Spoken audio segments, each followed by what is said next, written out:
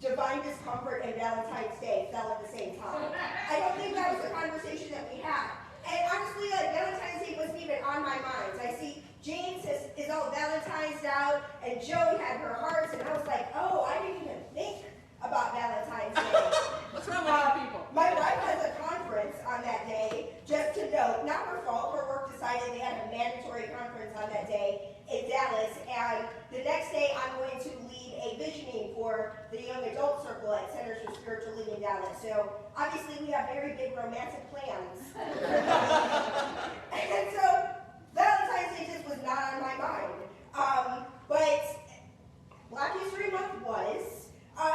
Part of the reason Black History Month has been on my mind, other than the fact that it is actually Black History Month, is that the world kind of tells you this right now, right? Like, I remember when I was a kid, growing up in the 80s, 90s, that what Black History Month looked like was maybe the I Have a Dream speech would play on the radio, or some snippet during a commercial break. There'd be a little, like, Black history information, like Rosa Parks did this thing. They talk about the same people over and over again.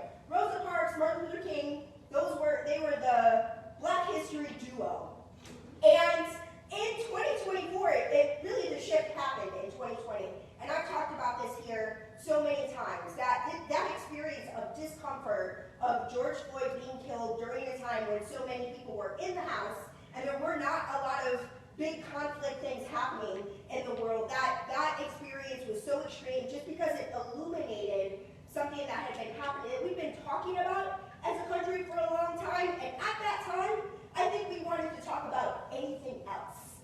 And so we started having a conversation together as a country that was long overdue.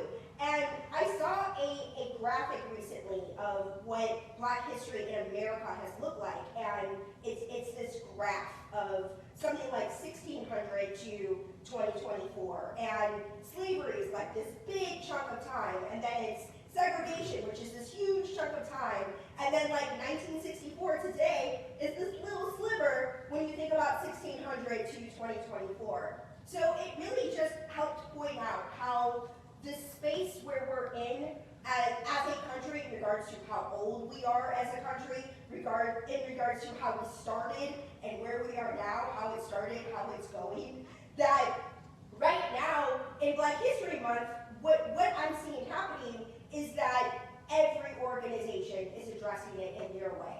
They are telling us about the Black historical figures from their history.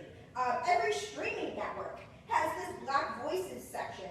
So whenever I turn on the TV and pick a streaming channel, they're like, look at all the content that we have of Black Voices. So I've been watching a lot of it, because usually when I turn on Hulu, it's not, hey, come watch these Black stories. But even in the commercial, like I'm watching Hulu content, and then there'll be a commercial for all of these shows that they have around Black Voices. So I've just been watching stuff. My wife Elle has been watching stuff, and we've both been learning and growing, and I've been really enjoying it. But that experience of talking about racism, I'm talking about enjoying Black History Month, and also recognizing that the history of Black people in this country, I'm not going to even use the word complicated. I'm just going to say it is disgusting. It's horrible. I am grateful for the freedom that I'm experiencing, and all of the people who fought for my right to be on this stage, to be comfortable talking to you all about Black History Month. I'm the only Black person in the room, and I am comfortable having this conversation with you all. And a big part of it has to do with the work that we've done collectively as a country, and it also has to do with my own relationship to dealing with the discomfort of what it has felt like me to be the only Black person in the room so often, so frequently. And 2020 was an opportunity, an invitation to really dive into healing my own internalized racism, and I know I was not the only one doing that work. And in 2024, I feel like we are all really living the benefits of so many people in so many industries having done this work, having confronted the disgusting past of how Black folks have been treated in this country historically, and making an effort to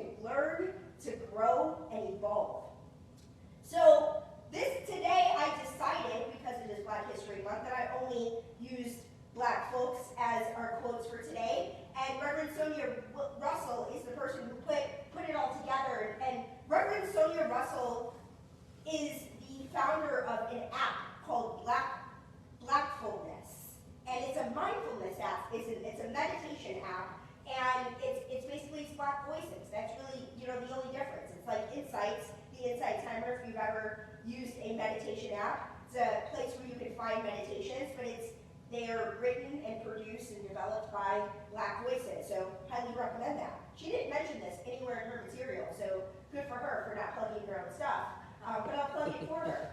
So, Reverend Sonia Russell wrote in the content this month that living outside the comfort zone fosters resilience, adaptability, and the development of new skills. And that's what I was just talking about with Black History Month, that I can't speak for everyone, I think everyone's got their own experience of it, but that addressing the violence of towards Black bodies in this country is uncomfortable for all of us. I'm sure there is no exception. And so the way that we navigate that, however we navigate that, what happens is that we are developing new skills. We are adapting to what an inclusive world looks like. We are having conversations around how to be more inclusive.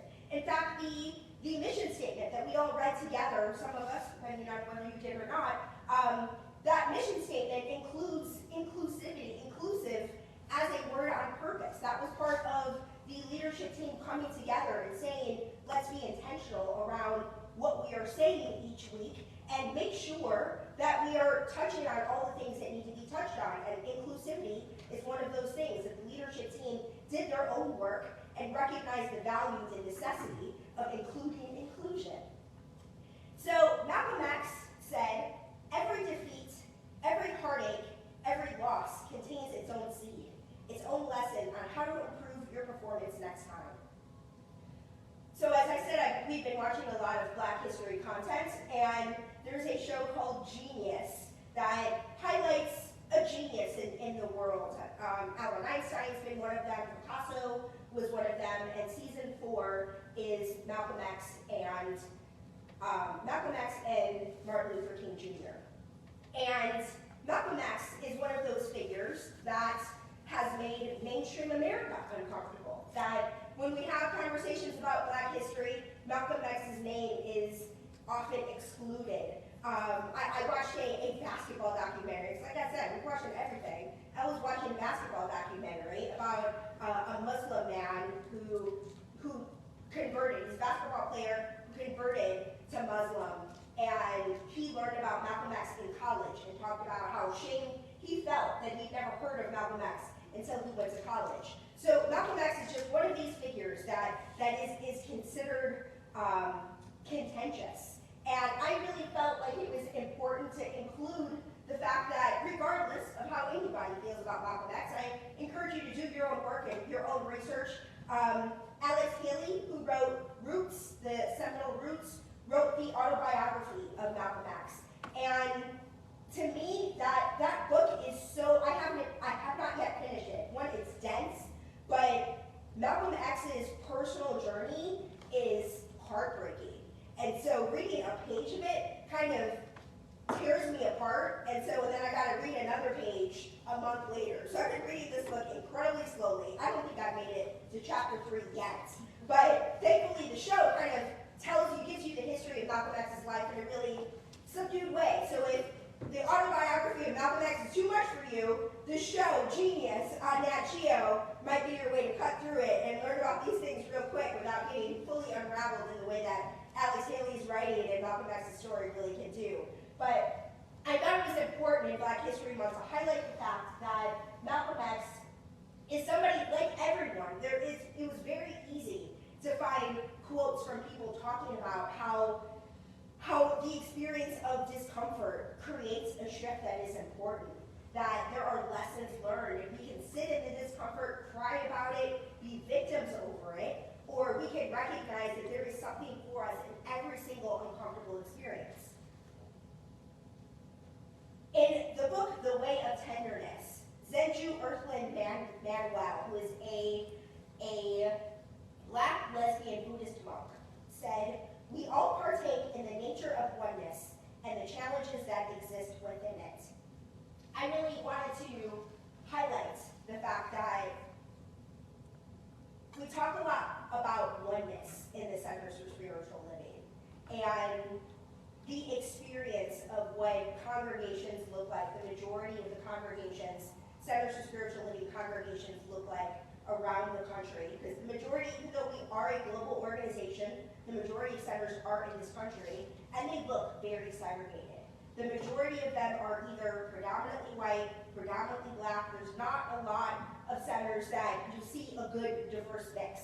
And regardless of the fact that we teach oneness, the experience of practicing it in this movement is an ongoing experience. Next week is the Centers for Spiritual Living Conference. The conference happens every other year, and this year it's in Charleston, South Carolina. And the ministers listserv that Reverend Lynn and I are on, when the location was announced that it would be in Charleston, South Carolina, people on the listserv said, should we really be in South Carolina? With all of the things that are happening, is this a statement that we want to make? So the conversation began, and the leadership, I give so much credit to the leadership. In fact, I've been somebody who has been very, I don't have a word, let's say I've had a contentious relationship with Home Office, with the Centers for Spiritual Living Home Office. I was a Centers for Spiritual Living practitioner and minister for 5 years before they would recognize my minister license, and that whole thing was brought up some stuff, but I'm grateful that right now, the people who are in charge of Home Office to me, are the right people to be leading it. I've been working remotely with the organization, and my experience of working with the organization has been above and beyond anything I've seen the entire time I've been a part of this organization. So, the Centers for Spiritual Living leadership saw this conversation, and they said, all right, let's create a task force of the people who we think could help identify whether South Carolina is where we should be, and then what to do if we ultimately choose to stay there. And I was asked to join this task force. And so a group of diverse people across the movement met once a month to talk about, initially the first meeting we decided, yes, South Carolina. We don't want to avoid places just because they have a contentious history or maybe make some problematic decisions. What we want to do is be intentional around how we show up in this space. And so what we did is reach out to the Black and gay organizations in the city and said, how can we be supportive of you? So there's a prom happening, there's a Black youth prom, Black gay youth prom happening sometime in September, October of next year, and so of this year. So there's a station to write affirmations to the people who are attending the prom. There are just all kinds of things like that where there's a field trip going to the Black History Museum that's scheduled inside of the itinerary for the conference next week. And so CSL has really made an active decision to lead with the fact that it's Black History Month. There are tons of Black speakers. There's going to be a panel on diversity, equity, and inclusion that I am serving on. And so the organization, I believe, and the task force really work together to really shift this organization's history around the way that Black folks have been treated over the course of the organization. This February feels like a notable shift, unlike I have ever experienced before. So all of that divine discomfort has led to an experience like what's happening right now that I am so grateful for.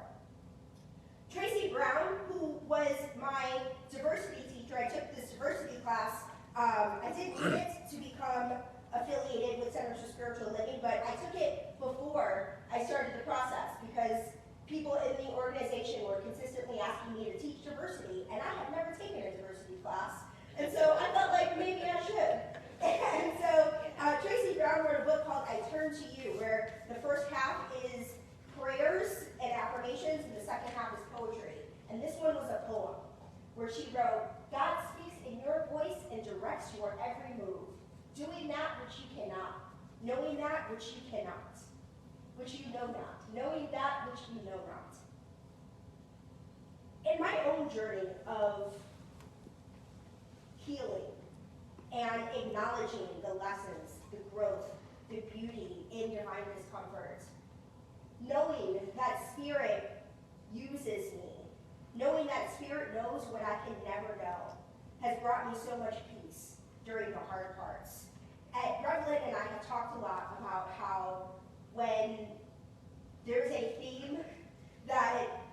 theme has a tendency to show up in our lives, and when it's something like divine discomfort, it's the sort of thing that isn't fun to show up. But I am grateful that I've lived with enough divine discomfort that it didn't need to show up this week. That this week got to be an opportunity to reflect on the transformation that has occurred. And right now, I am in the transformation. So I am grateful for it. And I'm grateful that living from this understanding that Spirit is always with me at all times and all ways, that Spirit knows what I don't know, so that what is mine to do is to be quiet, to be still, to listen, and allow myself to be divinely guided and know that there's a divine purpose for whatever discomfort I'm experiencing in that moment has brought me so much peace. Ayanna Van Zandt said, any moment can be the moment when we can surrender, forgive, and experience God's love. It's really easy to live in reaction to the things that are happening in our lives, to just live in response to the trauma of the past, of the present, whatever it may be. But at any time, regardless of what is going on, our breath is always available. I love to say this in prayer, that our breath is always available. It is what we all have in common. And we get to just stop, breathe, and surrender. Trust. Allow the divine presence to lead. So I'm going to close with a poem that I believe I read at Black History Month last year. And I don't remember why, but this month, the reason I was called to close with this is because our theme for the year is Grand Rising. So it's a perfect opportunity to illuminate a poet that is seminal to the movement of inclusivity that has occurred, and I think really responds to and addresses this experience, this energy of living each day as a grand rising. So, Maya Angelou said, "You may write me down in history with your bitter, twisted lies. You may trod me in the very dirt, but still, like dust, I'll rise. Does my sassiness upset you? Why are you beset with gloom? 'Cause I walk like I got oil wells pumping in my living room. Just like moons and like suns, with the certainty of tides. Just like hope springing high, still I'll rise. Did you want to see me broken, bowed head and lowered eyes, shoulders falling down like teardrops, weakened by my soulful cries? Does my haughtiness offend you? Don't you take it awful hard, 'cause I laugh like I've got gold mines, digging in my backyard. You may shoot me with your words. You may cut me with your eyes. You may kill me with your hatefulness, but still, like air, I'll rise. Does my sexiness upset you? Does it come as a surprise? Then I dance like I've got diamonds at the meeting of my thighs. Out of huts of the history shame, I rise. Up from a past that's rooted in pain, I rise. I'm a black ocean, leaping and wide, welling and swelling, I bear in the tide. Leaving behind nights of terror and fear, I rise. Into a daybreak that's wondrously clear, I rise. Bringing the gifts my ancestors gave, I am the dream and the hope of the slave. I rise, I rise, I rise. Squirrels are rising. So with the squirrels, with this energy of a grand rising, I invite you to get comfortable in your seats, listening to the beautiful strum of the guitar and the pitter-patter of squirrels' cute feet. Knowing that Spirit itself expresses as each experience, as the squirrels, as us individually, as every note, as every particle. Spirit itself is everywhere, is everything, and is always available, just as our breath is.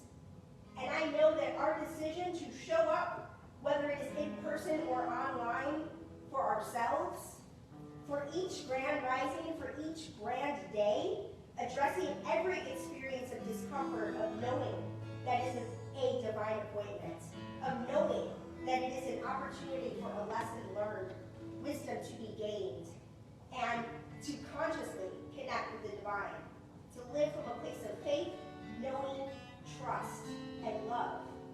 So I'm so grateful that we have come here together to celebrate the presence of the divine, to experience each day as a grand rising, to rise to the occasion with love, with life, with truth, with prayer, with patience, and listening to our inner wisdom and allowing it to guide us through all experiences of discomfort, to an experience of light, of joy, of peace, and spiritual awakening.